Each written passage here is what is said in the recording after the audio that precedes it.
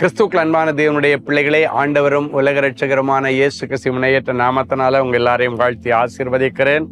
இந்த டிசம்பர் மாதம் 8ஆம் தேதி மங்கள வார்த்தை நிகழ்ச்சி மூலமாக உங்களை நேரடியாக உங்க வீடுகளிலே சந்திக்கிறது எனக்கு ரொம்ப சந்தோஷம். கர்த்தர் உங்களை ஆசீர்வதிப்பாராக. எல்லாரும் நல்லா இருக்கீங்களா?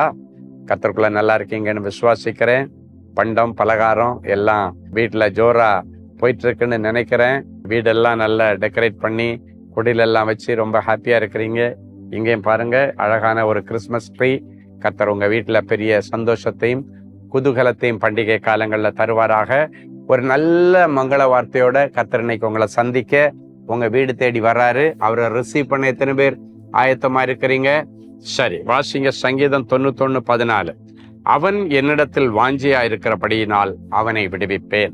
யாரெல்லாம் இன்னைக்கு ஆண்டவர் மேல வாஞ்சியா இருக்கிறீங்களோ, விருப்பமா இருக்கிறீங்களோ, ஏக்கமா இருக்கீங்களோ, அவங்கள சந்திக்க இயேசு இப்பொழுது அவங்க வீட்டுக்கு வராரு. 25ஆம் தேதி கிறிஸ்துமஸ் அன்னைக்கு பிறக்கும்போது மட்டும் வரல, இன்னைக்கு வர்றாரு. உங்க வீட்டுக்கு வந்துச்சு உங்களை விடுதலை பண்றாராம்.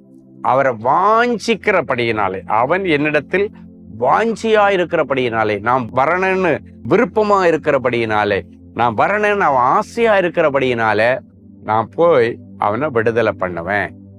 அப்ப இன்னைக்கு எங்கெங்க யாரெல்லாம் போய் மாட்டிக்கிட்டு இருக்கிறீங்களோ உங்களுக்கெல்லாம் இன்னைக்கு ஒரு விடுதலையின் நாள்.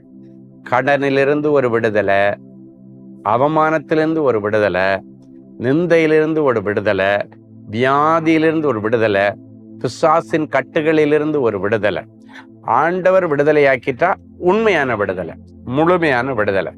அவர் வந்தாலே போதும் விடுதலை கிடைச்சிரும். அன்னைக்கு ஆண்டவர் ரோடு பக்கமாக போயிட்டு இருக்கும் பொழுதே கட்டப்பட்ட ஒருத்தன் லேகியோன், அவர் போற இடத்துல இருந்தே ஒரு வல்லமை அவன் இருக்கிற இடத்துக்குள்ளால கடந்து போச்சான். ஐயோ இயேசுவே, உங்களுக்கு எனக்கு என்ன தொந்தரவு பண்ணாதீங்கன்னு அவனா வாலண்டியரா வரான் பாருங்க. அவர் போனது ஒரு வழி, ஆனா இவன் எங்கேயோ கிடக்குறான். அந்த ஆண்டவர் போற இடத்துல எல்லாம் அவ்வளவு வல்லமை அந்த சரௌண்டிங்ஸ்ல போகுதான். அவன் வந்து என்ன தொந்தரவு பண்ணாதீங்கன்னு சொன்னா, ஆனா ஆண்டவர் என்ன பண்ணார் தெரியுமா? அவனை தொந்தரவு பண்ணிட்டு இருந்த ஆயிரக்கணக்கான பிசாசுகளில் இருந்து அவனை விடுதலையாக்கி புத்தி தெளிய பண்ணினார்.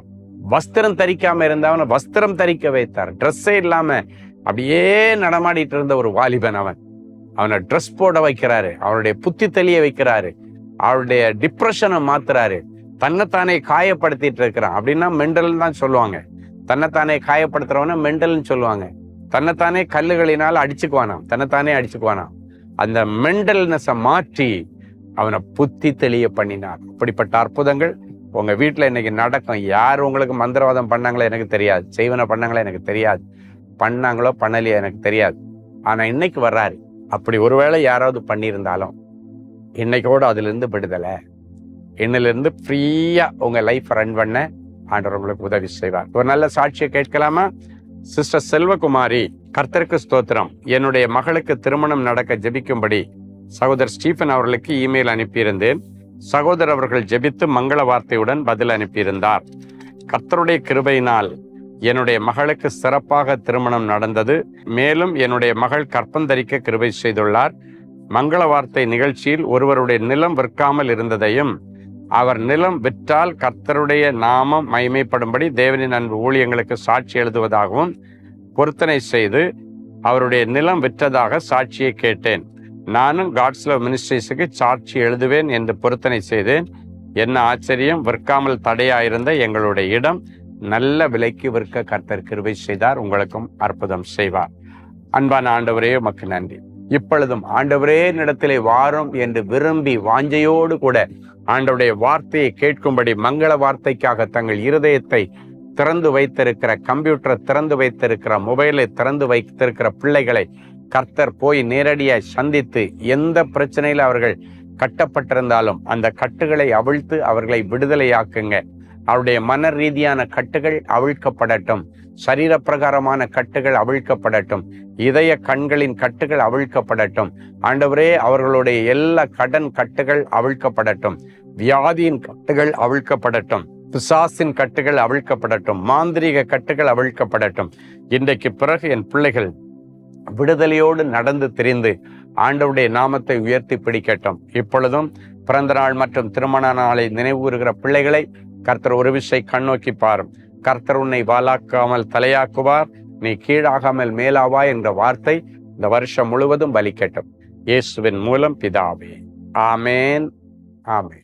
அன்பு தேவனுடைய பிள்ளைகளே, இந்நிகழ்ச்சியின் மூலம் நீங்கள் பெற்றுக்கொண்ட ஆசீர்வாதங்களையும் உங்கள் ஜெப விண்ணப்பங்களையும் அனுப்ப வேண்டிய முகவரி: தேவனின் அன்பு ஊழியங்கள், Vinayak avenue, OMR road, Okkiyam, Thoraipakkam, Chennai 600097. மேலும் 24 மணி நேர ஜெப உதவிக்கு 044-24547-999 மற்றும் 9941150999 என்ற எண்களுக்கு தொடர்பு கொள்ளுங்கள்.